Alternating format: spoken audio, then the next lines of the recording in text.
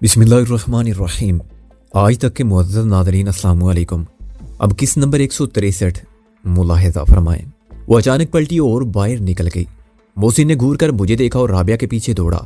चंद second के बाद fox wagon का इंजन कर जा और मैं समझ गया मोहसिन ज़बरदस्ती राबिया के साथ उसे पहुंचाने के लिए निकल गया है। गालिब ने कहा हमारा कितना गैर फिल्मी इश्क है, सच्चा और खरा। कसम खुदा की मैंने किसी औरत को किसी से भी यूं मोहब्बत करते नहीं देखा। मैं तो समझता था कि ये वकील होगी, लेकिन ये तो सिर्फ औरत है, सच्ची और खरी औरत। कसम मौला की तुमने इस वक्त लाख रुपए की बात कही है। डैडी ने गालिब की तरफ देख कर सर हिलाया। मैं कुछ देर खाली उस ज़हन खड़ा रहा। फिर आहिस्ता आहिस्ता मुझे अपने अल्फाज के तमांचे अपने चेहरे पर महसूस होने लगे। ये मैंने राबिया से क्या कह दिया? ये क्या था? खाला से असद और रकाबत का जज्बा, इश्क का जुनून या नर्वस ब्रेक डाउन? राबिया नाराज होगी नहीं, वो मुझसे नाराज कैसे हो सकती है? वो जानती है कि ये अल्फाज बहुत बेवकत होते हैं और जितनी मोहब्बत मैं उससे करता हूँ वो लफ्ज़ों की ज़बान में नहीं समझी जा सकती। जब वो सब कुछ समझती है तो फिक्र की क्या बात है। 15 मिनट बाद फिर फॉक्स वैगन की आवाज़ आई, जिसका मतलब ये था कि मोहसिन उसे घर तक नहीं करीब ही किसी जगह छोड़ आया है। चलो सर से बोझ कुछ तो कम हुआ। मोहसिन ने अंदर आते ही कहा, एक मुसीबत तो टली। कहाँ छोड़ा है उसे? मैंने बेहद डिठाई से दांत निकाल के कहा, घर तक जाते हुए मौत आती थी। वो कहने लगी, मुझे दिलावर साहब के घर का पता मालूम है। मोहसिन ने कहा, अच्छा उनसे अकद लेकर रहेगी तो आराम से रहेगी, ना कोई मुसीबत होगी ना परेशानी। जितना हमारा साथ देने में खोया उससे ज्यादा पालेगी। मैंने तो कहा कि दिलावर हर लिहाज से बेहतर है, शैला को भी कायल कर। चौधरी साहब बहुत फराख दिल हैं और 4 बीवियों की बहरहाल गुंजाइश है। मैंने कहा, और तू भी उनका पार्टनर बन जा, छोड़ इस तमाम जमीले को। बाप मर गया तो मर गया, तू अपना फायदा देख। हम भी अपने घर जाते हैं। और इसका मूड ऑफ था और वो लड़ने पर आमादा नजर आता था। मुझे पता है तू इस किस्म की जहरीली बातें क्यों कर रहा है। राबिया ने बुरा माना है मेरी बातों का। मैंने कहा, बुरा माना है? वो रो रही थी उल्लू के पट्टे। मोहसिन ने अचानक चिल्ला कर कहा, सबके सामने जलील किया तूने उसे, सबके सामने उसे माफी भी तो मांग लूंगा। मैंने कहा, पता नहीं मुझे क्या हो गया था। तुझे मालूम है उसके साथ क्या हुआ था? मोहसिन ने उसी बरहमी से कहा, पुलिस पहुंची थी रिजवी साहब के घर। उन्होंने लाइल भी जाहिर की, मगर कहा कि गालबन वो मंजिर एडवोकेट के घर में होगी। उन्हें किसने बताया? मतलब ये कि अंकल रिजवी ने क्या मंजिर के घर पर पुलिस मुतय्यन कर रखी है? वो SSP है, क्या नहीं कर सकते? मोहसिन बोला, सादे कपड़ों में पुलिस दूर से नजर रखती होगी कि कौन आया और कौन गया। पुलिस ने मंजिर के घर पहुंच के राबिया का बयान लिया। मंजिर उसके साथ था, चुनाचे वो मायूस लौटे। वो एडवोकेट ना होती और मंजिर का घर ना होता तो वो सिलसिला आगे बढ़ाते या दबाने का मुआवजा लेते। उस पुलिस इंस्पेक्टर के कत्ल के सिलसिले में आला अफसरों का बहुत दबाव है। राबिया ने तो कह दिया कि वहां से किसी इंस्पेक्टर फतेह शेर की लाश बरामद हो या बब्बर शेर की, मैं क्या बताऊं, जबकि मैं कई माह से उधर गई नहीं। उन्होंने कहा कि फिर आपने वो कोठी क्यों खरीद के डाल दिया? मंजिर ने कहा कि अगर ये खिलाफ कानून है तो बात करो, वरना दफा हो जाओ। उन्होंने चंद सवालात और किए और उनमें एक ये भी था कि आपका मुल्जिम सिकंदर बख्श से कोई राब्ता है? और राबिया ने कहा कि हाँ, वो मेरा मुवक्किल है, लेकिन मैं बता नहीं सकती कि वो कहाँ है। पुलिस वाले बता गए कि वो नाम तो FIR में शामिल नहीं कर रहे, लेकिन इस केस में उनकी गवाही बहरहाल होगी, इसलिए वो पता बदलें तो पुलिस को जरूर आगाह करें। मंजिर ने कह दिया कि पता मेरे घर का लिख दो, मैं उनका वकील भी हूँ। आज की खबर में राबिया कारी एडवोकेट का नाम नहीं था, मगर कल होगा जब दूसरे अखबारी नुमाइंदे तफसीलात हासिल करेंगे। राबिया उस वक्त बड़ा खतरा मोल लेकर यहाँ पहुंची थी। उसे मालूम था कि बाहर सादा कपड़ों वाले होंगे जो उसका पीछा करेंगे। अगर वो गैराज तक जाती तो गैराज वाले की शामत आ जाती। वो मंजिर की बीवी का बुर्का पहन कर निकली, चुनाचे किसी ने उसका ताकुब नहीं किया। गैराज तक पहुंचने से पहले उसने बुर्का उतारा और अपनी गाड़ी लेकर यहाँ आ गई। वो गालिब को अजनबी समझकर इसके सामने कुछ बताना नहीं चाहती थी। वापसी में वो फिर बुर्का पहनकर जाएगी। वो नहीं चाहती थी कि मंजिर को कुछ मालूम हो। उसकी बीवी को 7 बजे किसी बच्चे को लेकर डॉक्टर के पास जाना था और मंजिर ने कहा था कि वो 6:30 बजे तक आ जाए। जाहिर है मंजिर की बीवी को बुर्के की जरूरत होगी, वो देर तक कैसे ठहरती? मैं शर्म से पानी पानी हो चुका हूँ। मैंने कहा, अब मैं बुलबुला हूँ पानी का। शायर ने सच फरमाया, गालिब बोला, आदमी के जिस्म में 99% पानी होता है। चाबी किस घर की है? मैंने कहा, उसने अपना ऑफिस शिफ्ट कर दिया है। मोहसिन बोला, और रिकॉर्ड समेत मंजिर के हवाले कर दिया है। मंजिर के लिए ये मुमकिन ना था कि वो अपने ऑफिस को छोड़कर राबिया के ऑफिस के मामला संभालने आ जाता। मंजिर ने एक बड़ा फ्लैट लिया है जिसके एक कमरे में वो खुद बैठेगा और बाकी 2 कमरों में राबिया के साथ काम करने वाले वकील। कुछ कानूनी कार्रवाई ऐसी भी हो रही है कि राबिया की लीगल फर्म मुश्तरका तौर पर राबिया एंड मंजिर एडवोकेट्स के नाम से रजिस्टर हो जाए। चाबी राबिया के पुराने ऑफिस की है। ये कार्रवाई पोशीदा तौर पर नहीं की गई थी, चुनाचे पुलिस भी जानती है और इसकी खबर अनगर रिजवी तक भी पहुंच चुकी होगी। पुराने ऑफिस की तरफ अब किसी का ध्यान नहीं जाएगा। उसने कहा है कि अभी 2-4 दिन पुराने ऑफिस को ताला लगा रहे और वहाँ रात को भी अंधेरा हो तो अच्छा है, उसके बाद वहाँ रहने में कोई खतरा नहीं है।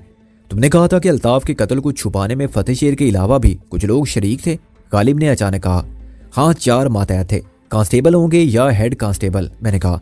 केस सुनने के बाद मैं सोच रहा हूँ कि क्या राबिया को दिलावर के खिलाफ इस्तगासा दायर नहीं करना चाहिए कि उसने फतेह शेर को मार के या मरवा के उसके घर में फेंका और उसे मुलव्वस करके उसका कैरियर और उसकी गुडविल तबाह करने की कोशिश की।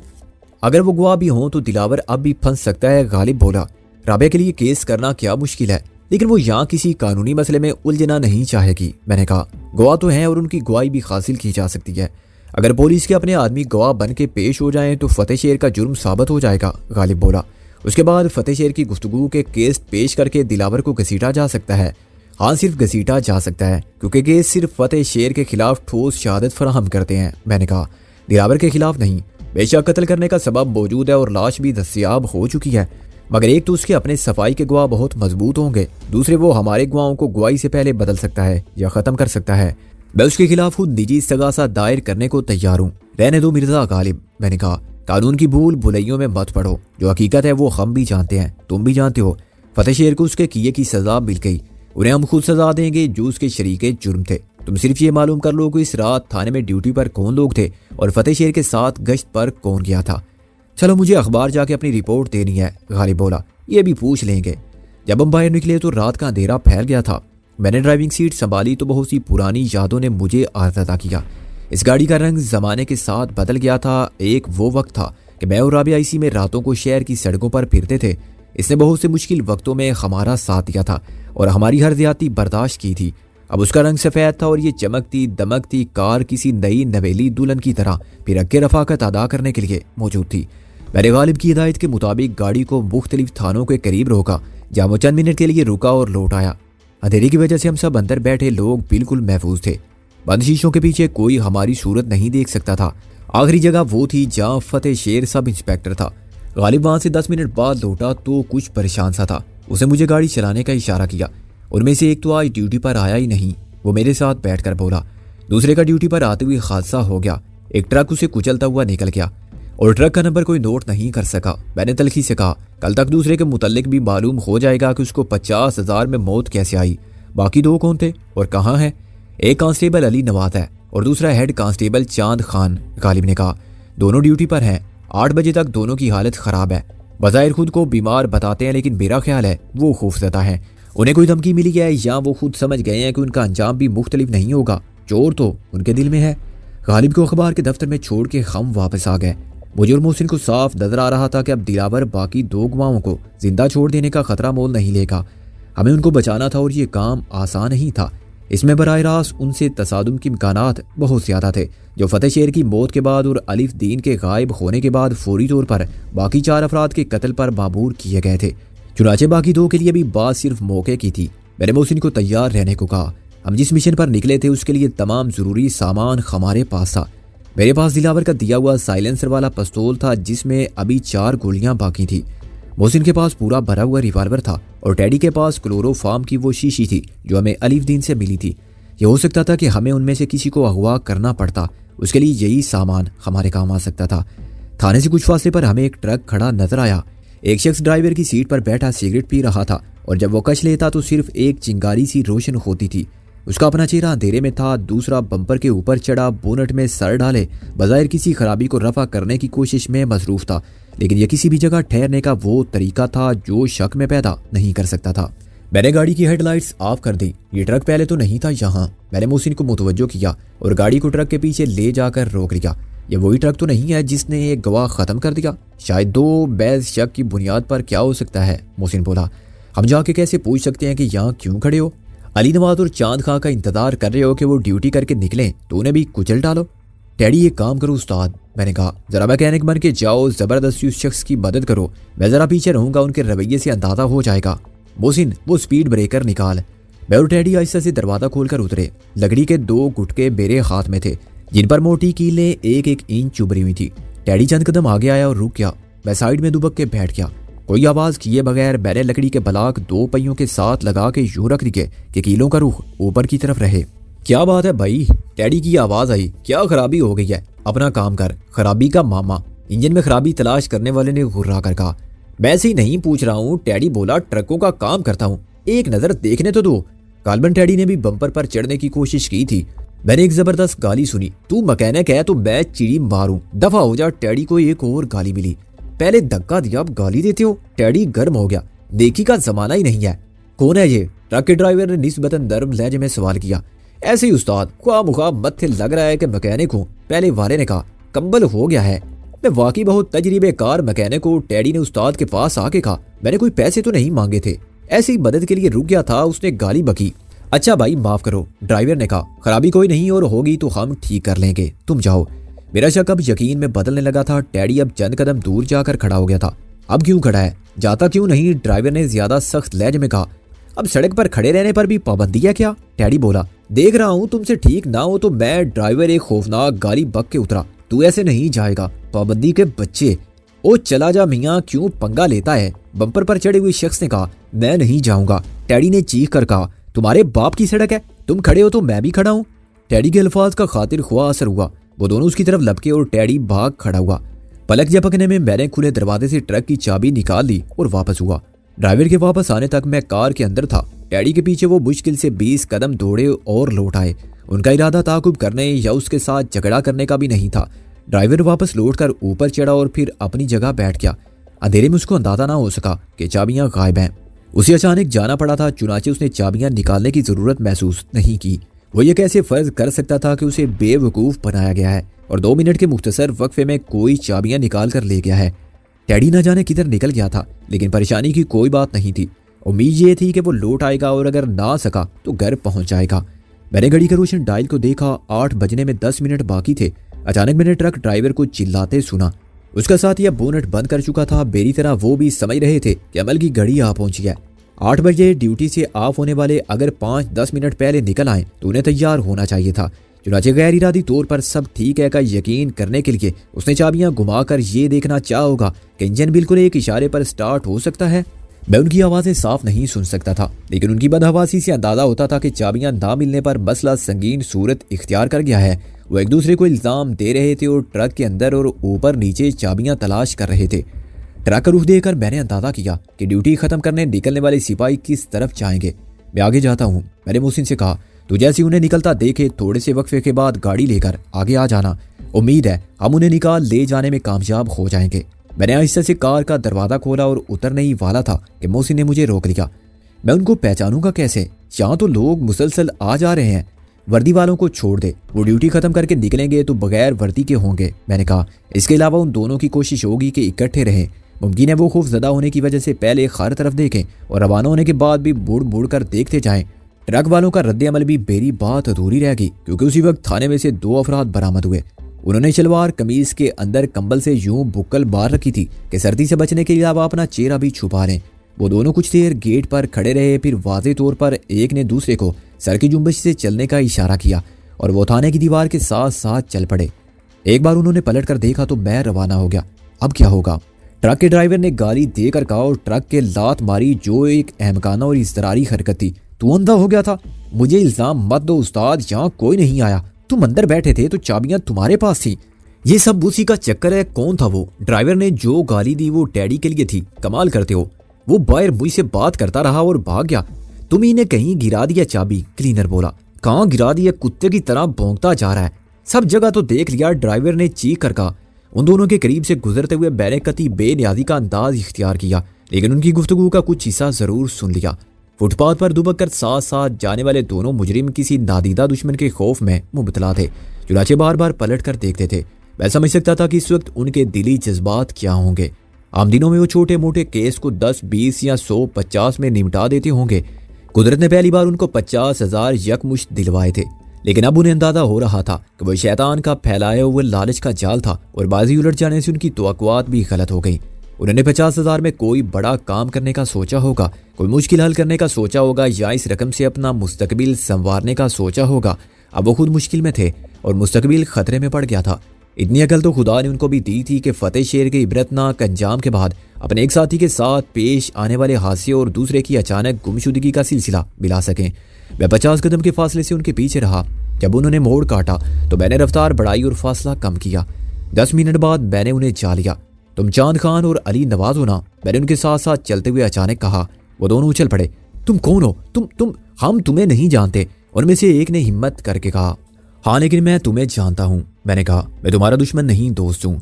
दुश्मनों ने तो पूरा बंदोबस्त कर लिया था कि तुमको भी ट्रक से कुचल कर खलाक कर दें, लेकिन मैंने उनकी कोशिश को नाकाम बना दिया। पीछे मत देखो, चलते रहो। क्यों? क्या सबूत है तुम्हारे पास इस बात का? दूसरा खौफजदा लहजे में बोला। तुम सब ये कैसे जानते हो? मैं तुमको सब बता दूंगा। क्या ये गलत है कि तुम भी फतेह शेर के साथ चौधरी दिलावर के घर गए थे? मैंने कहा, और वहां से तुमने एक लाश उठाई थी इस काम के तुम्हें 50-50 हजार रुपए मिले थे। फतेह शेर मारा गया और तुम्हारे साथ जाने वाला एक आदमी भी। उसके साथ हादसा पेश आया था। पहले ने थूक निगल के खुशखल को तर किया, दूसरे के साथ भी हादसा ही पेश आया था। तुमको अभी मालूम नहीं? मैंने कहा, और अगर मैं कोशिश ना करता तो अभी तुम दोनों एक साथ बिल्कुल वैसे ही हादसे का शिकार हो जाते। एक ट्रक तुम दोनों के ऊपर से गुजर जाता। यकीन नहीं तो जाके थाने के बाहर देख लो, वो ट्रक अभी मौजूद होगा और शायद सुबह तक वहीं खड़ा रहेगा। तुमको मेरा मतलब है तुमने हमें किस लिए बचाया? पहले ने कहा, और ये भी तो हो सकता है कि तुम ही दोस्त बन के मार जाओ। दूसरा बोला। मैंने पीछे से फॉक्स वैगन की आवाज सुनी। देखो, मैं भी वाकई दोस्त नहीं हूँ, मैं चौधरी दिलावर का दुश्मन हूँ। मैंने कहा, लेकिन अब वो तुम्हारा दुश्मन हो रहा है तो मैं उसकी मदद नहीं कर सकता। ये गाड़ी आ रही है, हमारे साथ बैठो और अपने घर चलो। पहले बीवी बच्चों को कहीं पहुंचा दो, किसी अजीज रिश्तेदार के घर जहां वो महफूज हो। फॉक्स वैगन करीब आ रुकी और मोहसिन ने उसका दरवाजा खोल दिया। वो दोनों एक साथ चिल्लाने लगे। बैठो, मैंने कहा। चांद खान धोखा है, अली नवाज ने कहा। गाड़ी में मत बैठना। जाओ जाओ तुम लोग, अली नवाज चिल्लाया। मजबूरन मैंने रिवॉल्वर निकाला। उन दोनों की आवाज एकदम बंद हो गई, लेकिन वो अपनी जगह खड़े रहे। मैंने सामने से दो अफराद को आते देखा। उनकी मुदाखलत काम खराब कर सकती थी। शायद मोहसिन ने मेरी मुश्किल का अंदाजा कर लिया। वो बाहर निकला ही था कि मैंने चांद खान के सर पर रिवॉल्वर का दस्ता मार कर उसे नॉक आउट कर दिया। गिरने से पहले उसे मोहसिन ने संभाल लिया और घसीट कर ले गया। दूसरा अपने साथी का ये अंजाम देखकर रजाकाराना तौर पर आगे बढ़ा। फॉक्स वैगन के दरवाजों ने हमारे लिए थोड़ी सी मुश्किल पैदा की। मोहसिन अभी चांद खान को पिछली सीट पर डाल ही रहा था कि दोनों राहगीर चिल्लाने लगे, ये क्या हो रहा है? और हमारी तरफ दौड़े। मैंने देखा पीछे से भी 3 आदमी शोर मचाते आ रहे थे। वो एक लैंप पोस्ट के नीचे थे। चुनाचे 2 को मैंने फौरन पहचान लिया। वो ट्रक के ड्राइवर और क्लीनर थे, जो ट्रक के बेकार हो जाने के बाद वक्त जाया किए बगैर अपने शिकार के ताकुब में रवाना हो गए थे। फायर कर मोहसिन, मैंने चिल्ला कर कहा, वरना हम फंस जाएंगे। और मोहसिन ने जेब से रिवॉल्वर निकाल के एक हवाई फायर किया। हमारी तरफ दौड़ने वाले एकदम रुके। उनमें से एक गिरा और बाकी पलट कर भागे। हेडलाइट साफ रखना। मैंने चांद खान को पीछे डाल के अली नवाज को धकेला और खुद मोहसिन के साथ बैठते ही दरवाजा बंद कर लिया। मोहसिन ने गाड़ी को पूरा एक्सीलरेटर दिया और फॉक्स वैगन एक जबरदस्त झटके से आगे बढ़ी। फुटपाथ पर अब मजमा इकट्ठा हो गया था। ट्रक ड्राइवर और क्लीनर शोर मचाने वालों में पेश पेश थे और अगवा की इस वारदात का आंखों देखा हाल बयान कर रहे थे, जो एक थाने के सामने पेश आई थी। 2 मिनट में फॉक्स वैगन कई मोड़ काटने के बाद जाए वारदात से बहुत दूर निकल आई थी और हम किसी फौरी खतरे से महफूज थे। रिवॉल्वर अब भी मेरे हाथ में था और मैं आगे देखने की बजाय पीछे देख रहा था। सीट के ऊपर से रिवॉल्वर का रुख अली नवाज की तरफ था, जिसे अपनी मौत का यकीन आ चुका था।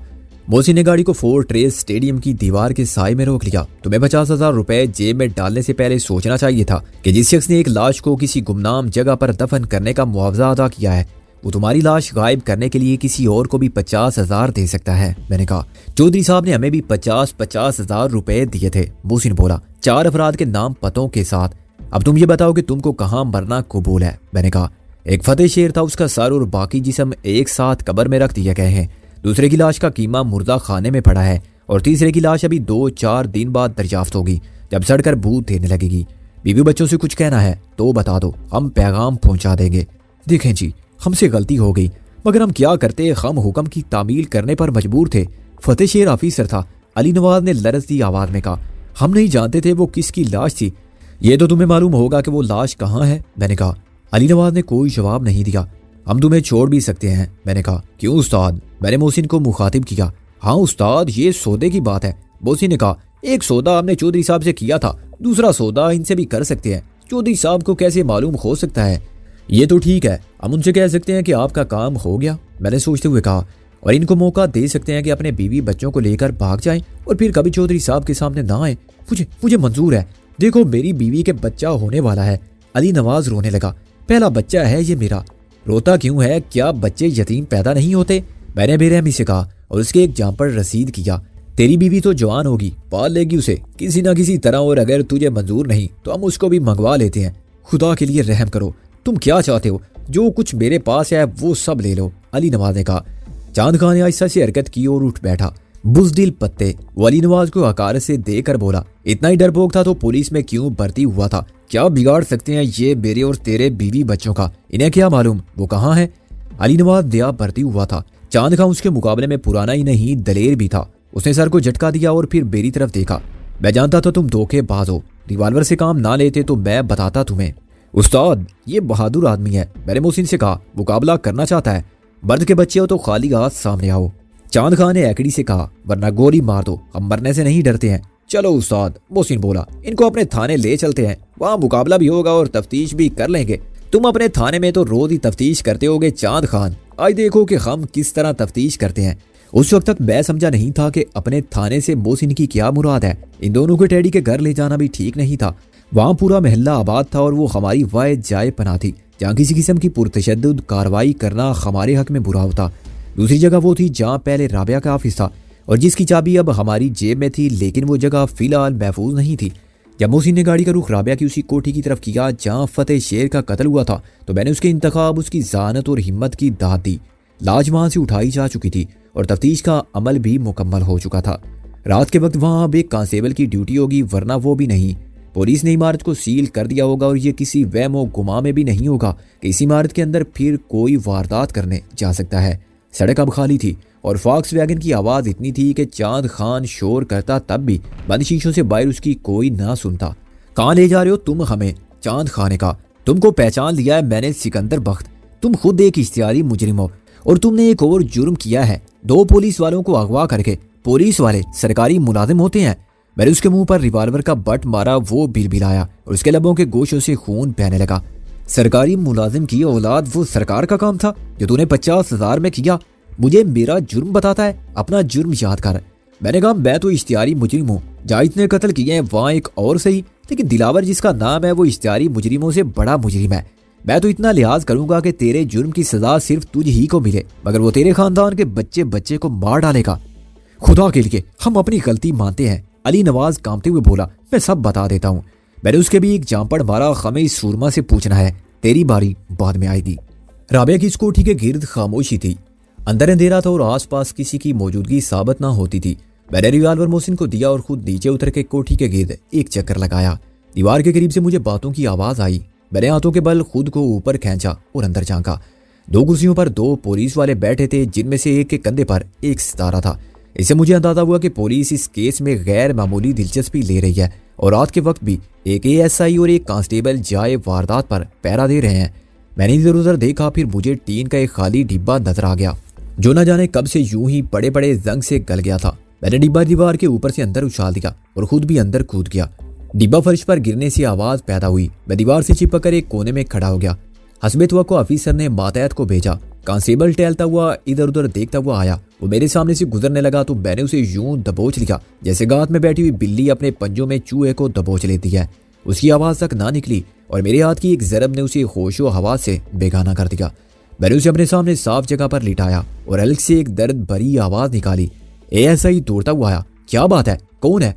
रिवाल्वर उसके हाथ में था। उसकी नजर ने जमीन पर पड़े हुए कांस्टेबल को फौरन देख लिया। वो बहुत मोहतात तरीके पर आगे बढ़ा और बेहोश सिपाही पर झुक गया।